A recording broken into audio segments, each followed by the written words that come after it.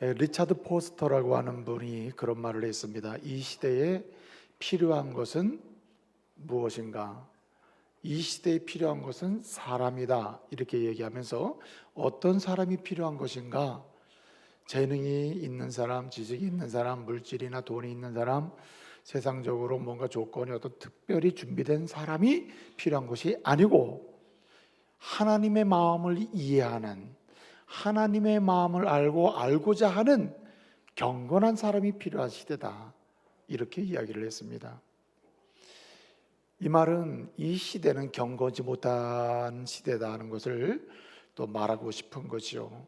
거짓이 난무하고 불의가 난무하고 속임과 이선이 난무해서 자기 자신의 이익을 취하고 자기 자신만의 삶의 기쁨을 위해서 모든 것을 이용하고 모든 것을 사용하고 모든 것을 뭔가 소비할 준비가 되어 있는 시대, 이런 시대에 하나님이 찾으시는 사람이 있다. 그 사람은 누군가? 바로 경건한 사람이라는 거예요.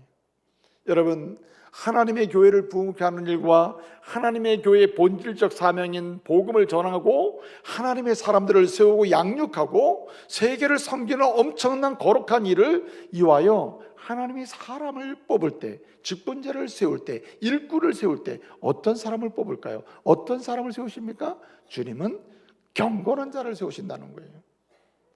오늘 다윗은 이야기합니다.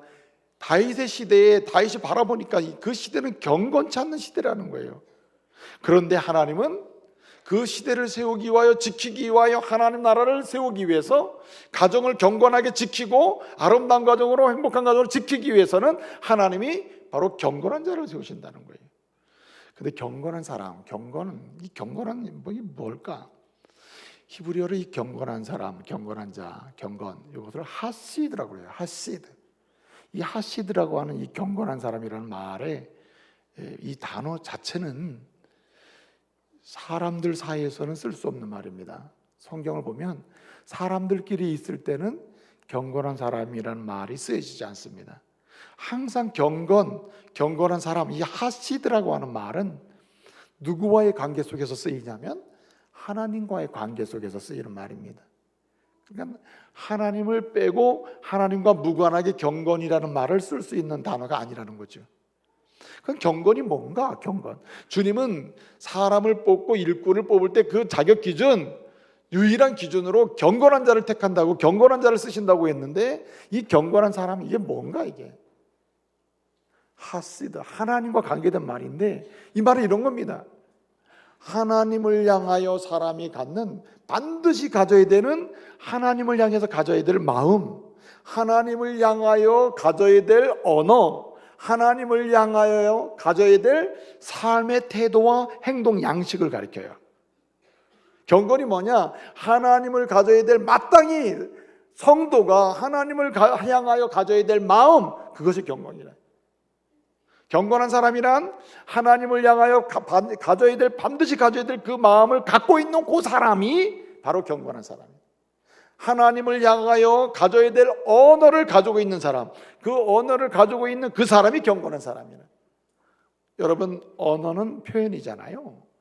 하나님을 향하여 경외하는 언어, 하나님을 기쁘시게 하는 말, 하나님을 경외하는 표현, 하나님이 원하시는 언어, 말들, 이런 언어가 곧 경건이래요.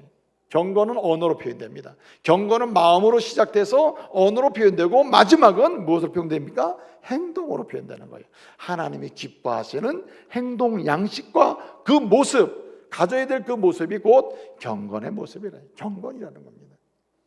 저와 여러분이 입술의 언어가 하나님의 기쁨의 언어, 하나님을 기쁘시게 하고 하나님의 은혜로 말미암아 세상을 축복할 수 있는 그런 하나님의 언어로 가득 차길 바랍니다. 말씀의 언어로 차야 된다. 말씀에. 그래서 우리는 경건한 사람이요 하나님께 쓰임받는 사람이 되어야 한다. 우리의 삶의 자리에서 어떤 행동과 어떤 태도를 취하든 간에 하나님이 좋아하시는 행동, 우리 예수님이 좋아하는 행동을 취해야 된다는. 그래서 주님이 쓰시는 사람이 되어야 할 줄로 믿습니다. 여러분, 어떻게 하면 이런 사람이 될 수 있습니까? 여러분, 다윗을 보게 되면요, 하나님이 사람을 쓰실 때는 반드시 경건을 본다는 것을 우리는 확인할 수가 있어요. 여러분, 하나님께서 사사시대를 넘어서 이제 사울 시대를 여셨잖아요. 사울이 하나님을 향한 마음을 버리고, 그리고 하나님의 언어를 버리고, 그리고 하나님이 기뻐하시는 행동의 양식, 그 코드를 버리고 자기의 원하는 대로 세상에 맞추어서 마음과 언어와 행동 양식을 가져갈 때 주님이 뭐라고 하십니까? 내가 저를 버렸노라. 그리고 어떻게 하십니까? 내가 저를 버리고 이제 새롭게 이 이스라엘을 지키고 세워가고 축복하고, 그리고 하나님의 경건한 나라로 경건한 백성으로 세워갈 그런 사람을 세우겠다. 그리고 여러분, 사무엘을 이새의 집으로 보내잖아요. 이새의 집으로. 사무엘이 이새의 집으로 갔을 때 이새가 그 아들들을 다 불러와요. 장남인 엘리압을 사무엘 앞으로 나가게 하죠. 보니까 용모와 키가 대단히 좋아요. 외적 조건이 기가 막히단 말이에요. 이 사람이야말로 하나님이 쓰시는 사람이구나. 그에게 기름 부어 왕으로 지명하려고 하는 마음을 가졌을 때 하나님은 뭐라고 말씀하십니까? 사무엘상 16장 7절을 보게 되면 말씀드린 바처럼 나는 예모를 취하지 아니하고 중심을 본다. 중심을 보니 용모와 키가 아주 훌륭하지만 그 중심은 아니라는 거죠. 둘째 아들 아미나답을 지나가고, 셋째 아들 삼마가 지나고, 넷째, 다섯째, 여섯째, 일곱째 다 지나가요. 아무도 해당되는 사람이 없는 겁니다. 여러분, 사무엘이 뭐라고 합니까? 더 아들이 없습니까? 있긴 있어요. 막내가, 사무엘상 16장 11절을 보게 되면 막내가 있는데, 한마디로 약간 좀 그렇다는 얘기죠. 막내가 있는데 지금 들에서 뭐하고 있습니까? 양을 치고 있나이다. 양을 지키고 있나이다. 여러분, 하나님이 저와 여러분을 왜 가정에서 경건한 자를 뽑으시길 원해요? 왜 일꾼을 뽑으시고, 교회 일꾼 왜 뽑아요? 이 나라의 일꾼 하나님 왜 뽑아주십니까? 나라를 뭐하기 위해서? 지키도록, 가정을 지키도록, 교회를 지키도록, 부흥케 하도록, 하여튼 지키는 데 있거든요. 사무엘을 통하여 그 다윗을 오게 하죠. 막내가 있는데 양을 지키고 있어요. 지키고 있단 말이에요. 그 사람이 왔습니다. 그 사람의 기름을 붓죠. 왜 다윗을 이스라엘의 왕으로 기름 부어 세우셨을까요? 그는 경건한 자라는 거예요. 경건한 자. 하나님의 주권적인 역사 가운데 다윗을 경건한 자로 세우시고 경건한 사람으로 지키는 일을 하게 하시는 거예요. 여러분, 그 지킨다는 단어가 대단히 중요한 단어입니다. 다윗은 양을 지켰고, 나라를 지켰고, 가정을 지켰고, 그는 하나님의 사람으로 경건한 사람으로서 하나님께 선택받아서 세움을 입어가지고 지키는 사람의 역할을 했다는 겁니다. 하나님은 오늘도 가정을 지킬 만한 사람, 교회를 지킬 만한 사람, 조국을 지킬 만한 사람, 수많은 공동체를 하나님의 공동체로 지킬 만한 사람을 찾는데, 그 사람은 경건한 사람입니다. 마음이 주님께로, 언어가 주님의 언어로, 행동 양식이 주님이 좋아하시고 기뻐하시는 행동으로 이루어져 가는 그 사람을 찾는다. 여러분, 어떻게 하면 이런 사람이 될 수 있을까요? 어떻게 하면 이런 사람으로 세움을 입을 수 있을까요? 어떻게 하면 우리는 경건을 갈망하고 경건을 열망하고 경건을 소원하면서 경건한 사람으로 나갈 수 있을까요? 다윗은요, 오늘 12편을 쓰고 있습니다. 이 12편은 핵심적인 요지는 이겁니다. 다윗이 그 시대를 바라보니까 경건이 없어요. 거짓이 난무해요. 경건한 사람이 없어요. 그래서 오늘 1절 보니까 경건한 자가 어떻게 해요? 끊어지며, 경건한 자가 끊어지며 했습니다. 경건한 자가 끊어지고 충실한 자가 없어지는 시대다. 경건치 못한 시대다. 경건한 자를 찾기 어려운 시대가 됐다는 말입니다. 그래서 여기 경건한 자가 끊어졌다 그랬잖아요. 경건한 자가 점점 줄어드는 시대라는 말이 아니라 찾아보기 어렵다는 말이, 이제 완전히 끝났다는 시대. 끝났다. 다윗이 보니까 이 시대가 너무 불의하고 허영이 차 있고 사치와 음란이 가득 차 있다는 거예요. 그것을 보니까 기가 막히다는 겁니다. 다윗은 이스라엘을 지키는 자로 하나님 앞에 택함을 받고 선택받아서 그렇게 세움을 입었잖아요.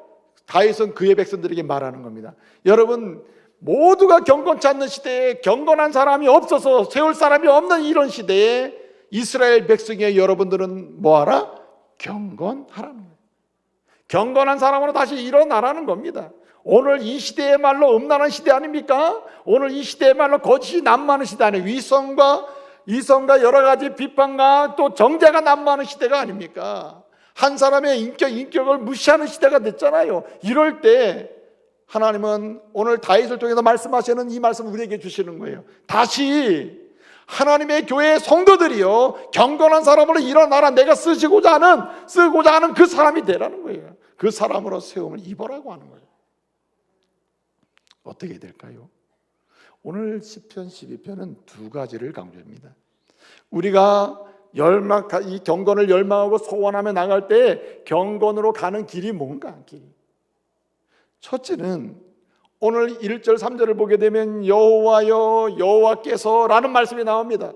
여호와여 도우소서. 3절을 보게 되면 여호와께서는 여기 가련한 자의 눌림과 그리고 연약한 자, 가련한 자의 눌림과 그리고 또 궁핍한 자의 탄식, 이 탄식으로 인하여 말미암아서 여호와 하나님이 일어나 가지고 일을 하시는 걸 지금 설명하고 있습니다. 경건으로 가는 길이 뭘까? 다윗이 쓰는 방식, 다윗이 배운 방식, 다윗이 하나님으로부터 알려준 방식이 뭐냐면 오직 하나님을 중심으로 사는 것이에요. 오직 예수 그리스도를 중심으로 사는 것입니다. 예수 그리스도를 귀히 여기고 예수 그리스도를 사랑하고 예수 그리스도를 바라보고 예수 그리스도를 삶의 중심에 놓고 사는 거예요. 그것이 곧 경건으로 가는 길이라는 겁니다. 여러분, 사실 우리에게서 경건의 요소가 나올 가능성이 없어요. 선한 것이 나올 가능성이 없습니다. 우리 마음에서 선한 것이 만들어져서 나올 수 있는 길이 없는 겁니다.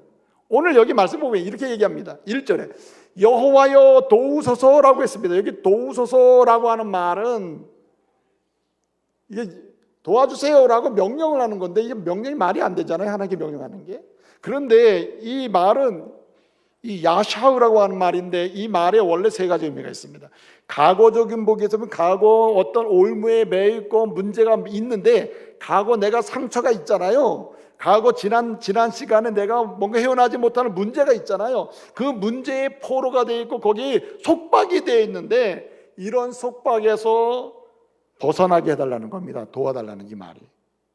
과거에부터 벗어나게 되는 거고 미래를 향해서는 주님이 원하시는 대로 이제 좀 열리게 해달라는 말입니다. 열리게 해달라는 말이에요. 현재적으로는 막힌 게 없게 해달라는 겁니다. 이 말은 이런 얘기예요. 이 다윗이 보니까 이 경건치 못한 시대에, 불의한 시대에, 허영이 난무하는 시대에, 음란이 판을 치는 그 시대에 보니까 사람에게서는 경건을 찾을 수가 없고 하나님의 마음을 향해 나갈 수도 없고 하나님이 원하시는 언어가 내 언어를 만들 수도 없고 하나님의 은혜의 언어가 내게로 올 수도 없으며 그리고 하나님 원하시는 행동의 양식이나 삶의 모습을 취할 수도 없는 거예요. 한마디로 세상 속에서는 가능성 제로라. 길이 없는 겁니다. 길이. 그래서 다윗은 길을 찾은 거예요. 이렇게 막힌 길, 열리지 않는 길, 속박돼서 올매에 얽매 있는 길, 풀어질 수 없는 이 길에서 벗어날 수 있는 길은 오직 누구밖에 없어요? 예수밖에 없다는 거예요. 예수께 나아갈 때에 이 막힌 게 열리고 미래가 다시 대로가 시작되고 그리고 과거에 속박되고 죄로 속박되고 사망에 속박되고 그리고 갖가지 상처에 속박되어 있는 내 상태에서 벗어날 수가 있다는 거예요. 그래서 신약성경에 보면 언약의 주인이시고 언약의 실제이시고 언약을 이루신 분이 새 언약의 주님이 누구예요? 예수 그리스도다. 그래서 언약을 이루시고 언약대로 우리를 죄와 사망에서 구원하시고 우리를 하나님의 자녀 삼으신 그분을 우리의 삶의 주인으로 모시고 그분을 따라가게 되면 그분을 귀히 여기게 되면 그분을 사랑하게 되면 그분을 모시고 내 삶을 만들어 가다 보면 그분 따라서 가다 보면 우리가 어떤 사람이 된다고요? 따라서 경건한 사람. 여러분, 경건의 표상은 예수님이십니다. 예수님의 언어와 예수님이 하신 말씀과 예수님의 행동 양식과 예수님의 품성 자체가 우리의 경건이 되는 거예요. 그래서 예수님을 사랑하고 예수님을 귀히 여기고 예수님을 믿고 의지하고 바라보는 그 사람. 그래서 여러분 히브리서 12장 1절 2절에 뭐라 그래요? 믿음의 주여 온전케 하신 예수를 바라보라. 그렇게 할 때 경건한 사람, 그 사람이 경건의 은혜를 입게 되는 것입니다. 쓰임받게 되는 거예요. 여러분 오늘 말씀에 보니까 뭐라 그랬습니까? 오늘 3절에 보니까 뭐라고 얘기해요? 3절에 이렇게 얘기하죠. 여호와께서 아첨하는 입술과 그리고 자랑하는 혀를 뭐 하시리니? 끊으시리니. 끊는다.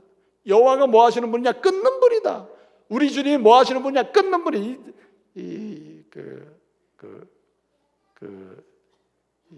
자카르라고 하는 말이거든요. 이 끊는다는 말이 자카르.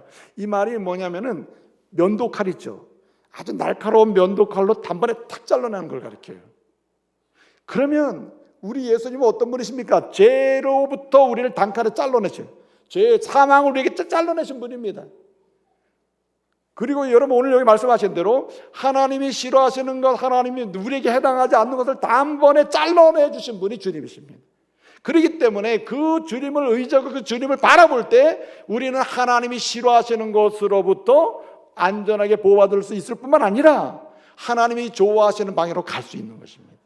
예수밖에 없는 거예요. 예수밖에. 그래서 우리는 우리 주 예수 그리스도의 주권을 인정해야 됩니다. 주님이 내 삶과 내 모든 것을 지키지 않으면, 주도하지 않으면 이거는 안전하지 않다. 주님의 주권을 인정하는 게 필요해요. 주님을 믿고 의지하고 귀히 여긴다는 말은 주님의 주권을 인정하는 것입니다. 여러분 시편 127편 1절을 보게 되면 여호와께서 집을 세우지 아니하시면 세우는 자의 수고가 헛되고 여호와께서 성을 지키지 아니하시면 그 성이 파수꾼의 경성함이 허사고. 그렇잖아요. 헛하다. 여러분 잠언 16장 9절 말씀 보게 되면 뭐라고 얘기합니까? 사람이 아무리 자기의 길을 마음으로 계획하고 도모하고 다 준비해 놓는다 하더라도 결국은 누가 인도해야 돼요? 여호와 하나님께서 그 길을, 그 걸음을 인도해야 인생이 되는 거예요. 할렐루야. 우리가 아무리 계획해도 주님이 그 걸음을 인도하고 인도해 가지 않으면 안 된다는 거예요. 그래서 주님을 중심으로 주님을 모시고 주님을 의지하고 예수를 삶의 중심으로 모신다는 말은 그분의 주권을 인정하는, 주님이 내 인생을 이끌어 가신다. 그 믿음으로 가는 거예요. 또 뿐만 아니라 오늘 여기 6절 7절을 말씀해 보게 되면 여호와의 말씀, 여호와께서 말씀하시기를 여호와의 말씀 이렇게 되어 있습니다. 무슨 말입니까? 경건으로 가는 길이 또 있다. 예수를 삶의 중심으로 모시고 그분을 보석처럼 귀히 여기며 그분을 의지하고 살 뿐만 아니라 그분의 말씀만 따라가야 된다는 거예요. 오늘 7절의 말씀, 6절의 말씀 뭐라 그랬습니까? 여호와의 말씀은 순결함이요 진흙도가니에 7번 넣어 연단한 뭐와 같다? 은과 같다. 이게 무슨 말입니까? 이렇게 이 진흙도가니에다가 7번씩이나 넣어서 그렇게 재련을 하고 연단을 했다면 거기에 불순물이 없다는 얘기 아니야. 7번이 완전수 아닙니까? 더 이상의 찌꺼기가 없다는 말이에요. 하나님의 말씀은 순결하고 완전하고 정직하고 완벽한 증거가 된다는 거예요. 거기에는 하나님 말씀은 일어나지 않는 것도 없고 성취되지 않는 것도 없다는 겁니다. 완전하고 순결하고 흠이 없고 그래서 정직해서 완벽하게 성취된다는 거예요. 그러니 변하는 세상에서 변하지 않는 건 성경밖에 없다는 거예요. 주님 말씀밖에 없다. 그러니 그 말씀을 붙들고 갈 수밖에 없지 않느냐. 그러면 우리는 경건을 지킬 수가 있다는 말입니다. 그래서 시편 기자는 이렇게 얘기합니다. 시편 19편에 보게 되면 7절 8절 이렇게 쭉 보게 되면 뭐라고 얘기합니까? 여호와의 율법은 완전해서 우리의 영혼을 어떻게 해요? 소생케 한다. 우리의 영혼을 정결하게 살려놓는 게 뭐냐? 말씀밖에 없다는 거예요. 또 여호와의 증거는 어떻게 해서 확실해가지고 우리를 어떻게 해요? 확실한 여호와의 증거이기 때문에 우리를 다시 한번 하나님의 말씀의 자리에 서게 하고, 그것을 여호와의 교훈은 정직해가지고 우리의 눈을 밝게 하고, 우리를 아주 정직한 자리로 나가게 만드는 능력이 성경에 있다잖아요. 그래서 하나님 말씀을 어떻게 삼아내가 굉장히 중요한 문제가 될 겁니다. 여러분 시편 110편 97편에 보게 되면 시편 기자는 이렇게 얘기해요. 내가 주의 법을 어찌 그리 사랑하는지. 이 말은 뭐냐면 내가 사랑하는 것 많이 있고 사랑한 경험도 많았지만 주의 말씀을 사랑하는 것만큼 사랑한 적이 없다는 거예요. 지금 그 사랑에 가득 차 있다. 말씀 사랑에 내가 포로가 되어 있다는 거예요. 여러분 말씀이 흔한 시대에 살고 있어요. 여러분은 우리는 말씀이 흔한 시대에 살아요. 이 대한민국 땅은 더군다나 더해요. 하나님의 말씀, 성경이 아주 흔하게 놓여있는 시대가 됐습니다. 그럼에도 불구하고 왜 가정이 지켜지지 않습니까? 왜 교회가 지켜지지 않아요? 이 나라가 지켜지지 않습니까? 지키는 자들이 있어야 되는데 없잖아요. 한마디로 하나님이 쓰실 만한 경건한 자가 없다는 얘기인데 왜 그럴까요? 하나님의 말씀을 사랑하고 그 말씀에 모든 걸 의탁하지 않기 때문이죠. 앤드루 모레이라고 하는 분이 그런 얘기 있습니다. 하나님의 거룩한 지식을 채울수록 우리는 경건해진다. 하나님의 말씀, 이 거룩한 지식을 채운다는 게 무슨 뜻이냐면 생각이나 관념으로 많이 알아가는 개념이 아니라 삶의 현장에서 말씀을 만나는 것을 가리켜요. 예컨대 부부가 대화할 때 이 부부의 대화 속에서 하나님의 말씀을 만나야 된다. 주님이 우리 대화 속에 뭘 원하시는지, 말씀이 뭘 원하시는지 말씀을 만나야 하고, 내가 일터에서 일을 할 때 하나님의 말씀을 만나야 된다는 거예요. 앤드류 모레의 주장이에요. 그 말은 뭐냐? 지식으로, 관념으로, 생각으로 하는 말씀은 우리를 경계케 하는 길에서 능력을 나타내지 못한다는 거예요. 그러므로 사랑하는 성도 여러분, 하나님의 말씀을 삶의 현장에서 만나는 은혜가 있기를 바랍니다. 지식으로, 관념으로, 생각으로 축적하는 하나님의 말씀을 사모하는 정도가 아니라, 여기 시편 기자가 시편 106편 79절에서 내가 주의 법을 어찌 그리 사랑하는지 했을 때 이 말은 삶의 현장에서 말씀을 만나는 거예요. 그 사람이 변화되는 거 아닙니까? 사람이. 이제 말씀을 마치겠습니다. 켄트 케이스라고 하는 사람이 쓴 책 중에 그래도 아직 우리에겐 희망이 있다 하는 책을 썼습니다. 번역된 제목이에요. 그래도 아직 우리에겐 희망이 있다, 이런 책을 썼어요. 그 책의 내용을 보면 어떻든 켄트 케이스가 하버드 대학을 다녔는데, 이 사람은 원래 교수님입니다. 학자예요. 이 하버드 대학을 다닐 때 대학을 입학해 보니까 이 세상이 방송이든 선생님이든 가르치는 걸 다 들어보는데, 가르치는 거 따로 사는 거 따로, 방송 따로 실제 따로 다 다르다는 거예요. 알고 보니까 거꾸로 가더라는 거예요, 세상이. 야, 어쩌면 이렇게 세상이 거꾸로 가냐. 그 마음에 세상이 정치, 사회, 경제, 문화가 다 미쳐가는 거예요.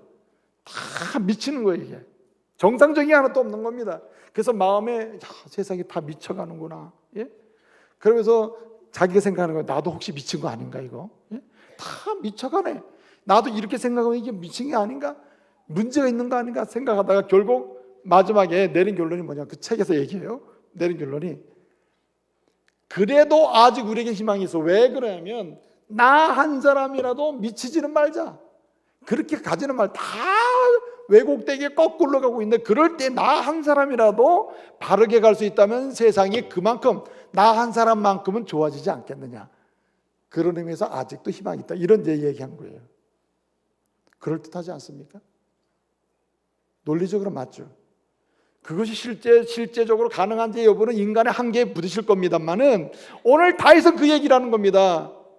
그 시대의 사람들에게 아무리 둘러봐도 뭐가 없어요? 경건이 없고 경건한 사람을 찾을 수가 없으니 하나님이 얼마나 탄식하고 계시겠느냐. 이런 시대에 이스라엘 민족이, 하나님의 사람이 어떻게 해야 되느냐? 다시 경건한 사람으로 가야 된다. 나 한 사람만이라도. 여러분, 여러분의 가정에서 나 한 사람만이라도 그냥 예수를 믿고 그냥 교회를 다니는 게 아니라, 그냥 신앙생활을 하는 게 아니라 나 한 사람만이라도 어떤 사람으로? 경건한 사람으로 일어나는 은혜가 있기를 바랍니다. 우리는 외쳐야 돼요. 여호와여 도우소서. 나를 제발 좀 막힌 데서, 더 이상 나갈 수 없는 곳에서, 구속당하고 상처받은 데서, 얼매에 있는 데서 나를 좀 풀어주셔가지고 이제 경건한 사람 되게 하소서. 나 한 사람만이라도 외치고 구하는 가운데 쓰임받는 저와 여러분, 그래서 가정도 지키고 교회도 지키고 이 조국도 지키고 세계 열방을 지킬 수 있는 하나님의 사람들 되시기를 말씀으로 축복합니다.